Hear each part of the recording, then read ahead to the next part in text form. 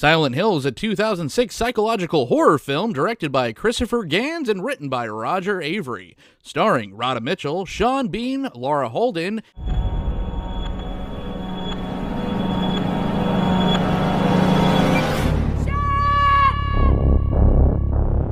Christopher, Sharon's gone. I need your help. I'm not okay. Please, hurry. She looks exactly like Sharon. Why? Rose, hurry! It's coming!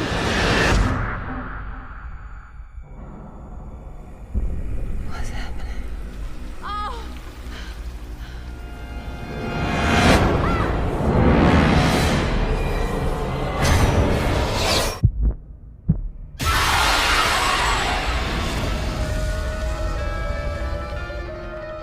Welcome back to the Cult of Films. I'm John, the host, and tonight we have some very special guests. I was driving on the Jersey Turnpike, and I got lost somehow into some place called Silent Hill, so I guess we'll talk about that with these guys, Stefan and Lee from Cannibal Video. Did I do it right? That's the theme song. We're going to take that little snippet. Excellent. I'll put it over the next video. Hell yeah. Oh, and Johnny Mulligans is here too. Take that snippet too, or something else. We are gonna talk about a film, and one of those, not so well-liked types of films called video game adaptations. And this was when they were really trying hard. We all look like babies of the 80s and kids that grew up in the 90s, so Silent Hill and Resident Evil and all these video games, these survival horror games, kind of came out around this era where we were all kind of ripe young lads. What were your guys' thoughts on these kind of games? Did you play them? I did not play Resident Evil or Silent Hill. Wasn't the camera angle kind of games would piss me off. It wasn't my thing. I played a little bit of like Dino Crisis and like stuff like that. But the horror games, I prefer their adaptations into movies. I think that's where I have my wheelhouse, where I know things of these nature is all from the movie crap. Yeah. How about you, Lee? Yeah, no, I was going to say, I still have nightmares, since you mentioned Resident Evil, of the tank controls of my inability. I'm like, I can't make my guy move. This is terrible. I'm dying. I died to the first zombie, and I think it was rent one, get one free. So I just played, the other game, which must have been a banger. I never played Resident Evil ever again, any of the games to this day. I don't hate them. It's just, not usually my thing. I love games. I like other stuff. But the scariest game is Minecraft, because when a creeper blows up all your stuff, that is the most terrifying thing ever.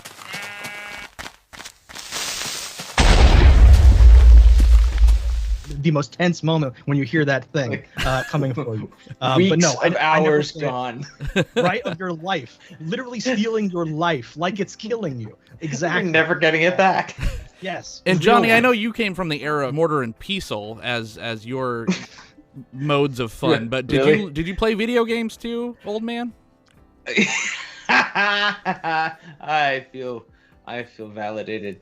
My brother would have been more into this kind of stuff. I was used to first person shooters like Doom and Quake. I don't know. This is one of those things where you're kind of back out, hovering above and watching down from below, right? Those kinds of games. We'll fill Johnny in later about what a video game is, but it's sort of like hey, I remember playing Minesweeper and Solitaire and.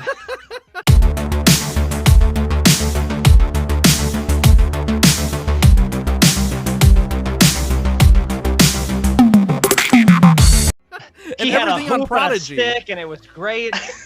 The first time those cards came at you at the end of Solitaire, that's your mode. It was like they bounced everywhere. Yeah. It's like, that's not even physically possible. I thought it was going to be a Queen of Hearts, but it was a Queen of Clubs. Fuck yeah. Yeah. I think it's possible. No. I didn't play this game. Okay.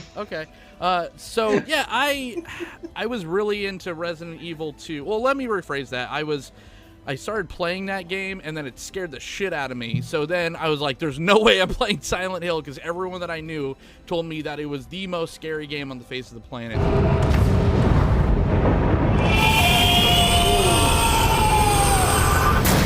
I didn't play any of those games. I was a big wuss back in the day. Wasn't like a appreciator of horror like I have become. But I did want to go see this film because it just, I don't know, it had a cool trailer, and it came out in 2006, so this was like 4 years after I graduated high school, and I felt like I was doing something, adult, and I'm like, you know what, I'm not afraid of the monsters in my closet anymore. I'm gonna go watch a rated R movie, now that I'm like 24 years old. And then I saw this film, and I remember sitting in the theater, and I was watching it, and then I was watching it, and then I was looking at my watch. I'm like, this fucking movie is forever. Like, this movie is probably 45 minutes too long. Did you hear it was originally slated to be 3.5 hours?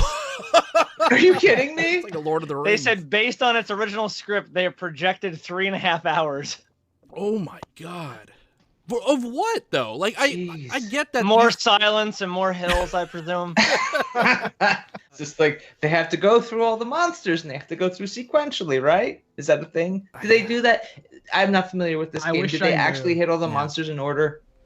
I don't know. People talk about this series of games like so lovingly, like it is like the scariest thing in the world. Sure. They probably hit a lot of it. I know that Pyramid Head guy is a big deal, but yeah, I could not tell you. I actually I liked this movie. Okay. I don't think I watched it back in the day, and I was really pleasantly surprised because I saw that length and I was like, "What have you done? We're doomed." And then I actually was like, "Yeah, it's pretty cool."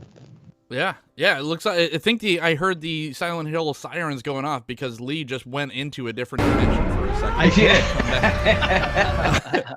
did. So yeah, the movie knows that we're talking shit about it, but little does it know that Lee's actually sticking up for it. Okay, so yeah, what did you, since you kind of had like an unmolested bias towards the source material, why did you were just like, oh, this trailer looks cool, and then you sat down and you're like, oh, that was pretty enjoyable. No, we said, hey, we're going to talk about this movie. You have to watch this movie now. I was like, all right, right, this is the first time talking about it for this. Oh, yeah, literally had not seen it. I think. Oh, you didn't see this before? That's almost. No, I don't think so. I think I was like, almost odd. I should really go spend 150 hours and play through all the games first before I don't want to spoil myself. So I probably said that when I was like young, like like you're saying, youngish, and just like skipped it. Or everyone else said this is bad, so I was like, oh, I'm not gonna bother waste my time on this, right? So this was my first watch. I have no frame of reference of any kind, and I was like, I kind of like this movie. Yeah. Johnny, what about you? What was this? You just watched it for the first time for this show? I watched it front to back for the first time for this show. Okay. I have seen snippets of this. Like, I'm a YouTube rabbit hole miner, so I will go down these video rabbit holes and I will find my way into like these scenes from movies, and I've probably watched half of 36 movies and I don't even know what they are. This is one of them. Like, I knew the scenes, I knew the Pyramid Head scenes, I knew a couple, like some of the scenes with the faceless nurses. Like there are scenes out of the movie that I knew about, but it didn't fully spoil the movie for me because it was like when I knew things were going to happen, but I didn't know the order. So I'm watching the movie. I'm like, okay, lead character gets handcuffed at one point. I'm trying to all right, so when does that happen? Right. She met the cop, but she's not handcuffed. So what's going on? Like, there was still guesswork in it. Yeah. So I was definitely, it wouldn't ruin the movie for me. I just kind of, it was like I had pieces of the puzzle and I had to watch the movie to like actually put it all together. Okay. Yeah, I feel like if you've been to any kind of convention, you've seen cosplayers, you've seen this movie. It's, there is very iconic imagery and costumes that are used in this. Everyone's, like you said, knows about the Pyramid Head. There's always the, when a girl wants to dress a little, dress down a little bit and want to do the slutty nurse, but you could, mess with your face and be incognito. So, your kindergarten teacher you've probably seen at Comic-Con in that nurse getup. Not Mrs. Schuster. And Mrs. Williams. They'll never know. I started this out with giving it a little bit of shit, but I think that for a adaptation of a video game film, there is so many worse. This actually looks pretty good, and I think that it's paced. It's paced okay, but it had a $50 million budget. It doubled its budget, so it made $100 million, which of course the studio's like, oh yeah, and they made like horrible attempts at it that were just so critically panned. But This one had, like, Roger Avery was the person behind the writing on this one. Roger Avery, if you know, he was the co-writer of Pulp Fiction, Rules of Attraction. Johnny, you and Zach and Coleman just covered that film. So it had a competent structure. However, I don't think it was his fault that they made the dumbest lead character make the dumbest decisions during the entire time. But how else are you going to put someone in these, like, perilous situations? Honey, the adoption people said Sharon came from West Virginia. And Silent Hill is in West Virginia. I'm not giving up on her, Chris.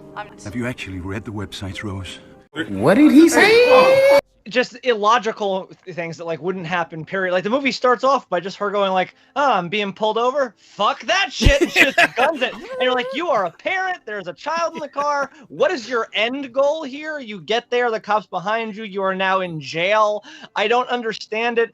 And like the definition of like these like white powered people where it's like what? I'm being arrested now for what? You fled the police. What? I'm being arrested now? You broke into a building and stole things. What? You're handcuffing me? What? I can't believe you're doing this. Do you know who I am? I'm Sean Bean. He's literally in everything, right? Like if you invited him to dinner, he dies in everything, and he doesn't in this, so it's a special. I know, that was the twist. That was the twist. Spoiler alert. There's the twist. The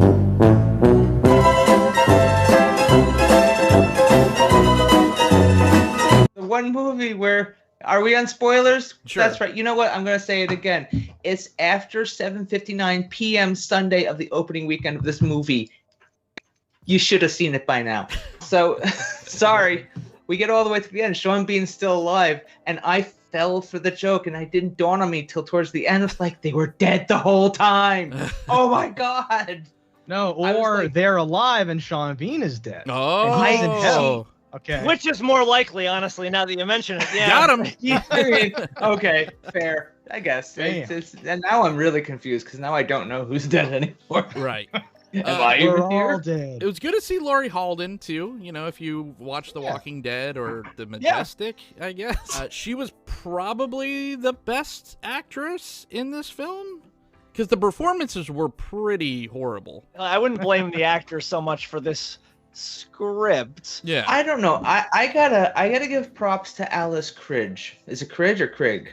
Oh, okay. The mother Teresa, the Borg Queen.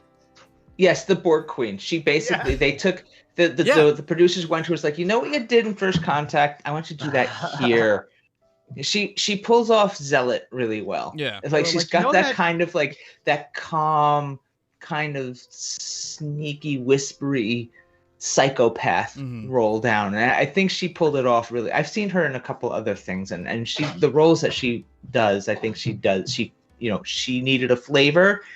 She does it well. They got it. She hit that mark for what she had to do. You hated her character. Like she's a dyed-in-the-wool zealot D-bag, and there's no questions about it. Like, you know what you're dealing with there. And I did like her performance here. Kind of pigeonholes her in that role, but she does it well. So there it is.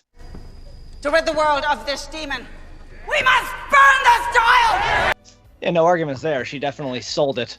I think that like the movie itself definitely is a passion product of this director. You can tell he really cares about the thing. Like all the music is that game music stuff. Like that's cool. Yeah. That's something that like, gets you in the mood. And like the visuals are definitely there. It's just that, again, the poor choices that lead you from A to B and why this whole thing happens.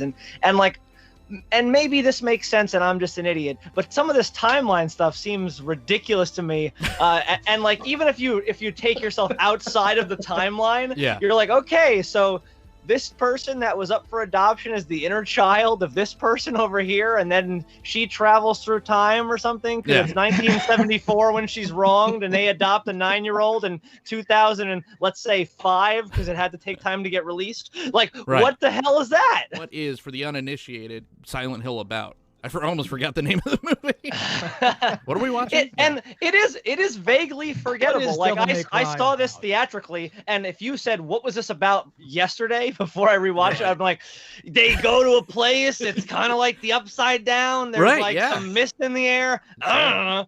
But now that I've seen it yesterday, I think I can give you slightly better a description. Sure. It is about a girl who is plagued with like some sort of a dream scenario, walking in her sleep, talking bullshit, and she is seeing a place called Silent Hill. Yeah. And her mom believes that we could somehow cure her of these afflictions by taking her to Silent Hill. Just by walking on the street, right? Like, that's it. You're here now. All your problems are fixed. No, John, not just by walking the street. Walking the street at all costs. We have to flee from the police. We have to get there. Flee from no her husband. What. Yeah. Are they divorced? Are they going through separation? Nope. She kidnaps their kid and leaves. It seems like they were doing well the day before. Like, oh no, our kid. We both came out of the same beautiful mansion house. We live together clearly. Running. Well, there is that setup in the beginning where there's the small child's trying to throw herself off a cliff because, and then she says the word Silent Hill, so that must mean that she needs to go, right? Like, whenever I try to throw myself off a bridge because I just want to end it, I say, like, Wiener Schnitzel, and I have to go get a chili dog. It's just, I get it. I feel her, on that. I've been there, but it just sets the stage for like, well, there's no risks in this movie, and what you may ask, well, if they actually, if there was actually anything to be afraid of, like our main character's dying, they wouldn't put her in a position like that, because what if the mom was not quick to act? What if she didn't happen to go down the exact right path? There were many options. The house has 360 degrees you could have chose to go down to find the daughter. Sure. She happened to get there in the exact minute and save her before she was going to leap to her death. So had she leaped to her death, would it all have been cured? Would the zealots died? Would all the things been fine? Like, what would have happened then? And if that was never going to happen because it was just an ends to the means of them getting to that town, it just makes me go, fuck you, movie.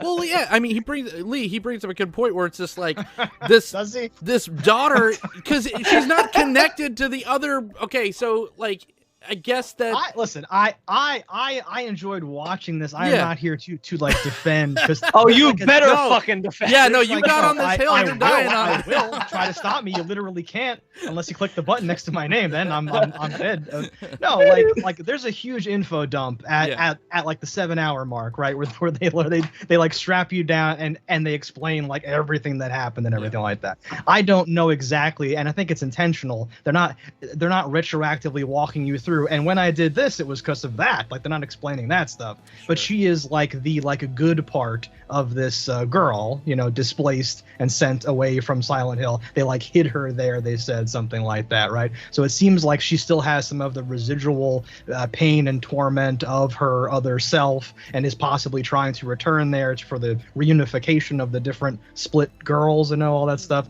And she was jumping off. Yeah. They like show you like a little thing of the same pit at the end with the fire on the bottom when she's about to jump off. So it's like her reenacting that, or like coming together with that and everything like that. But whatever. I do agree it's funny, because if like a kid starts shouting like Fort Wayne, you're like, we have to go to Indiana immediately. No, honey, we have to go. If my kids overheard this, they'd be like, Disneyland. I'd be like, God damn it, again, here we go. Oh, fuck. I think they're playing me, and your wife's like, you don't understand, Sean Bean. I'm taking this kid and I'm going in the middle. You're gonna of the night. die tomorrow anyway, Sean Bean. Yeah. Why'd you cancel the credit cards again? Stop saying I'm crazy. Do you understand the urgency? She drove all night to get there. That alone is ludicrous. Like, what are you doing? And why is just having a child in a garage in a gas station make like Terminator cop be like, what's going on over here? Keep your seatbelt fastened, honey.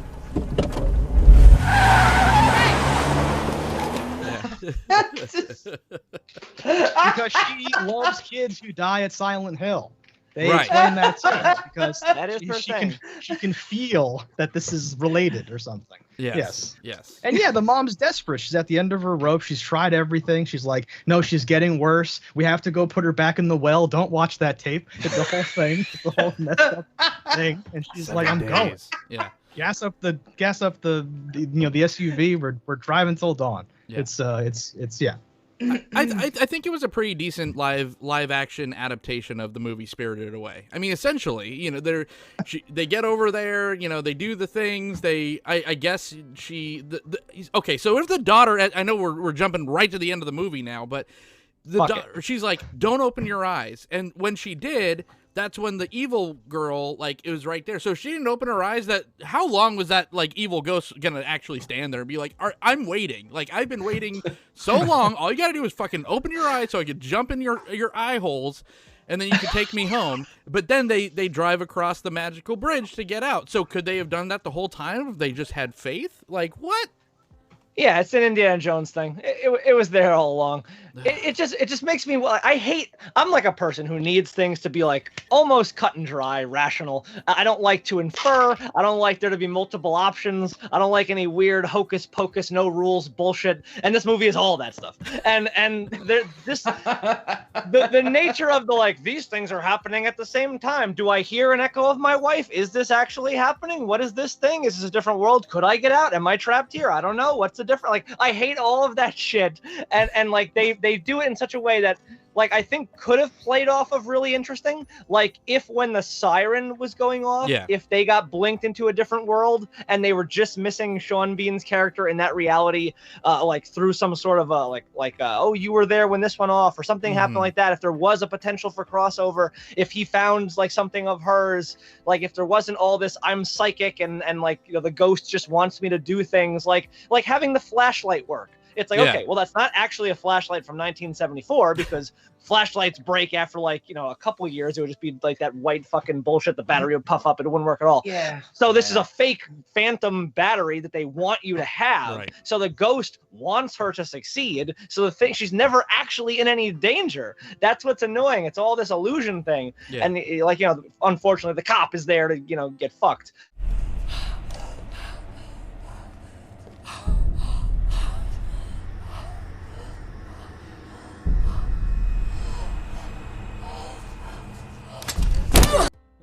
As they do. Yes, as they do. Let's talk about some of the things that this film does right. And John, I want to hear your take on this because I feel like this does apprehension and dread kind of well. Like even rewatching it in prep for this, when you hear that alarm go off, a little bit of the back of my mind's like, oh shit, shit's gonna go down. Like when she's in the bathroom stall, that's a kind of a tense scene. Not even the part where like there's just like a flayed body in the bathroom stall and she's like pulling the thing out, because at no point... Why did that happen? What made her pull something out of its mouth? Why would your instinct be like, there's probably something in its mouth, let me go for the mouth? I know. Horribly deformed creature. Again, the decision making. I know. And then he turns into Valdo from Soul Calibur and he like flips out and does his whole little dance. There's some real feelings about this movie. It just taps into that like childhood thing where you're just like, you know, the lights go off and then you're just like pulling the covers up. And I feel like they did that pretty well. Now, when she's getting chased by like charred babies and then they just suddenly poof out of existence, I think the switch back. Babies. Yeah, they got some creepy going on here. Like the charred cinder babies, like the wailing. It's like, God.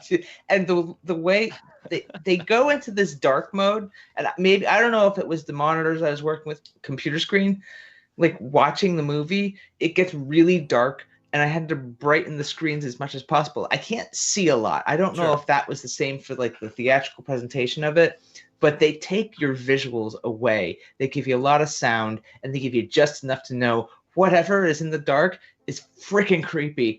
And that, as far as special effects go, I know like sometimes I like to see the monster, and sometimes if they do less is more, they do it well. It's good. And this is in their instances there where less is more.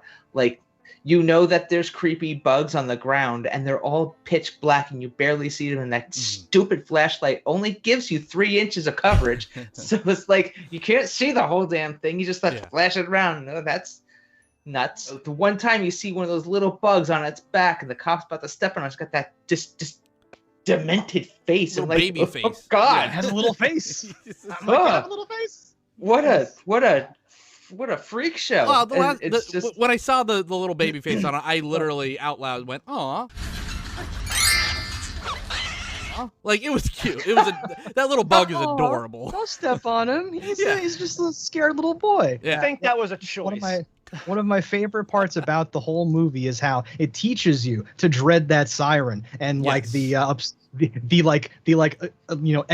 upside down for the upside down, if you will. This like darkness, this like dimension shift. So like it happens 3 or 4 times. It's always bad. It's always run. It's always the end of the world. And then the last time, it's good. It's her coming in to like undo everything. I thought that was like masterfully done to like change the meaning of all these signs and signals and colors and sounds for that last thing when she helps her like end the cycle, get revenge, take care of all these zealot people. I was like, mwah, perfect, wonderful. I love that. And that's like, that's Roger Avery's like thing. This was probably a big studio, wank where probably 10 writers were also in there, but that was like the way that they got to harness like the darkness and do all that and kind of turn that on its head that felt very much like someone knew what they were doing in the writer's chair for once in that movie.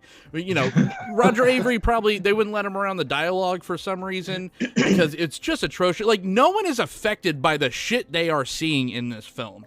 And that's what really bothers me. Like, there's that moment where that one like armless kind of zombie thing's like waddling at them and they're just that was business as usual. Yeah, exactly. They're just like, well, we got to get her away from this thing. And I'm like, wait, like what? she's and then she rips her helmet off and we see the helmet starting to melt with the acid, but that leather jacket held up just fine while she's popping some rounds off. I'm like, but not a mark on her. The Rose character would use that as an opportunity to get away from the cop rather than get away from the fucking monster. I was like, oh my God. A coal mining town, West Virginia, happens to have a mass transit system with convenient little maps. All right. That makes sense. They only have one road anyway, probably. There is that. I have to go to the school. Where's the school? I found the school. Aha! Well, she pressed select, so the menu popped up. That is her heads up display. Yeah. No, that's like I don't know what's from the game and what's not from the game, but there's certain moments. There's a part later on where she, the cop comes up and says, "How'd you get over there? Here, swing back on this." And I'm like, it's literally like a video game. After you traverse that part is cringy. She like touches it very gently. She's like, "That'll be fine. There you go."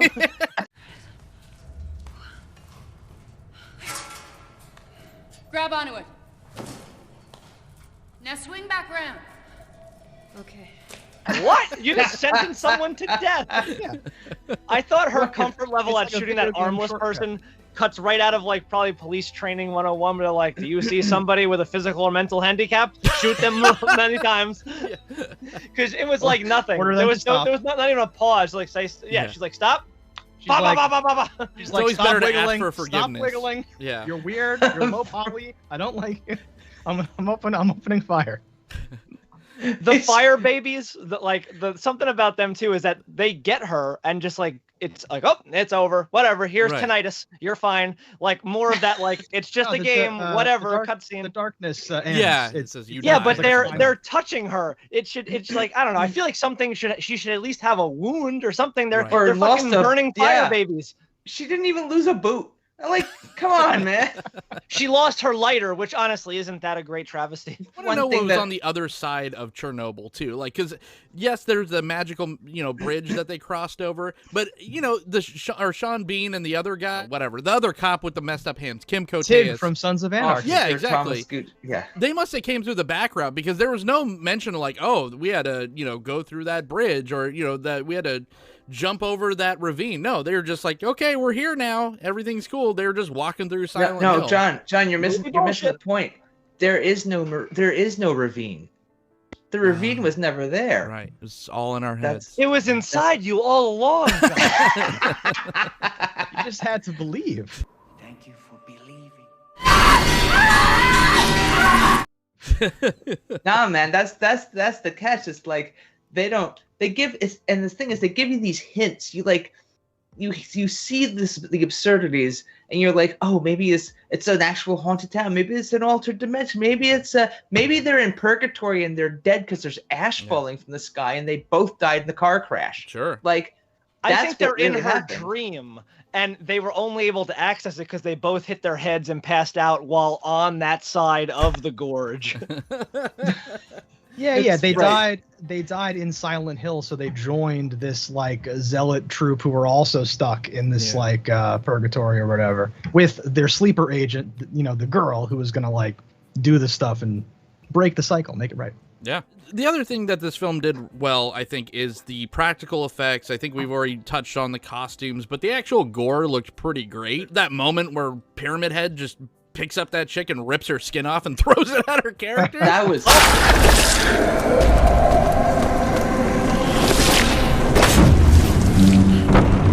pretty tight. Oh my god. Tight scene. It's like you are sentenced to plucking. I'm like, yeah. And he throws it at the door. And like, hospital bed with barbed wire is a pretty cool end boss, I have to say. Oh yes, yes. Especially the way it kills that evil zealot queen with its like Evil Dead a la tree rape razor blades, like totally. Yeah. It rapes her in half. It's crazy. Yeah, that was creepy. I feel like the CG got better as the movie went on too, because after the Cinder Babies, and this might be really cringe. But by the end, I'm like, oh, even the data parts kind of feel good. It's kind of all right. Everything's cool. For 2006, especially, there's a lot of really impressive shit. Just like the walls flaking away and like how things happen when they turn into the the siren world. Like shit's pretty tight. Yeah, and I'm a big fan of that Spawn Hellraiser style. Like I am using these barbed wires to kill this whole crowd. Right.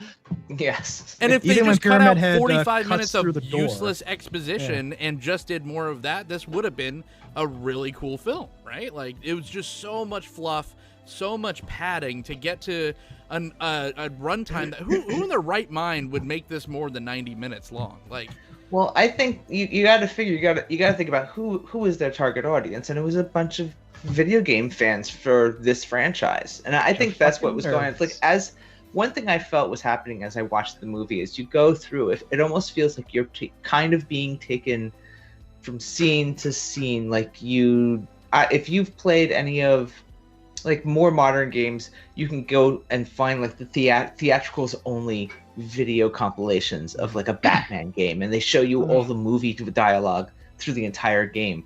And that's kind of like, this feels like it was a preamble to something like that. You had a movie, they put this little storyline together, and they matched it up with like game scene sequences, and it pulled together. But I could tell, like I could see that it felt a little patchwork. It almost felt like we plucked this scene here, boop, and we need this scene, boop, there we go. Pyramid Head gets the cameo right there. He shows up one more time for a little bit, and Pyramid Head seems like such a big major character that we see so little of in this movie. And it's just sort of like, and ultimately he's not the end boss. Humanity's the end boss, Johnny. It has a social I did commentary. read something that said there was going to be like 7 of those Pyramid Heads as an end boss, but they ran out of budget or something. I half like this movie. There's a lot of things that are done really, really well and almost like too good for this film. And then there's a lot of things that bring it down. And I wish it was a little bit more cohesive, but it is a cult film. Like I said, you go to any convention, you'll still see Pyramid Heads, or the naughty nurses and all this. So it definitely has its place in the horror zeitgeist. It's just not one that, I don't know, I was like a huge fan of. But let's go around the round table and see if any of us will recommend this film. So let's start with Lee. Oh, shit. I would recommend it. Like I said, it's probably too long, but I didn't really feel the length. I found it like very inoffensive to watch, and I was interested in what was going to happen and everything. I'm really unique, having never played any of these games at all, though. But yeah, I would recommend this, definitely. All right, Johnny Mulligans? I'm kind of with Lee. I think if you were a fan of horror video games, if you're a fan of Silent Hill, this is definitely a movie to check out. And even if you've not played those games and you like horror, I think this hits enough of the marks to be worth checking it out. Just even if it's just like for a themed horror movie hangout movie night thing, that's probably like watch with friends and maybe place some bets, that kind of stuff. All right. And Stefan. If you like watching movies and then saying how you could have made them better or pulling apart issues in a movie, I think this is a fantastic watch. Yeah. Other than that, if you're a casual watcher of movies, this is very long, and I don't think it hits the mark for many people. Sure. But if you're a Silent Hill guy, you've probably already seen this, so who am I talking to? And I'm more in agreement with Stefan. I think that, again, like I've already said, this sags so many places. you could literally this is definitely a movie that would be so much better by just subtracting some scenes, because the scenes that work really, really work in here. And if there was just not even more of those, but just less of the in-between of them just running around and doing nothing, or just watching her make poor decisions. Okay, you're gonna make a dumb decision. You're gonna plunge yourself into this, like, nightmare escape for a horrible reason. You know what? Cut out that dialogue. I would rather her have just gone to this place with no opening scene at all, and them just, like, be there and then try to survive, and then us, the audience, kind of make up, or the fans of the franchise already know why they're there anyway. So there was just so many opportunities to make this a little bit leaner, but this is just the fattest ass of films. This film needs to get on a treadmill, like, quick, because it's just about to have a cardiac arrest from extra butter. Silent Hill new workout. Yeah, there you go. Put this movie on the treadmill while you're on the treadmill. I guess that's my recommendation. Thank you guys so much, gentlemen from Cannibal Video. If we were gonna get lost in New Jersey, I'm glad that we happened upon your video store. So how can we get back, and where can everyone find you? Well, you can get back by taking a left, a left, a left, and one more left. Then come back in. We'll do another video. All right. You can find us. If you hit the ocean, you've gone the wrong way. Go the other way, and then for sure. www.cannibal.video will take you to our page. It's all you love and know. It's Cannibal Video. Johnny Mulligans, where can you tell everyone to leave you alone, get off your lawn? You can leave comment in the video message thing, whatever. Here on the Cult of Films. You're killing it, Johnny. You're killing it. I'm rocking it. Yeah. Oh, and then I'm on Twitter at CMDR_Hamilton, and I talk to myself there sometimes. I'll interact with the Twitter verse, and nobody responds to me. Oh my God. It's so because I have become so insignificant in that world. Oh my God. It's like Johnny tries to make calls, but he's stuck in Silent Hill, and all we hear is static. You can find me. Hello? Hello?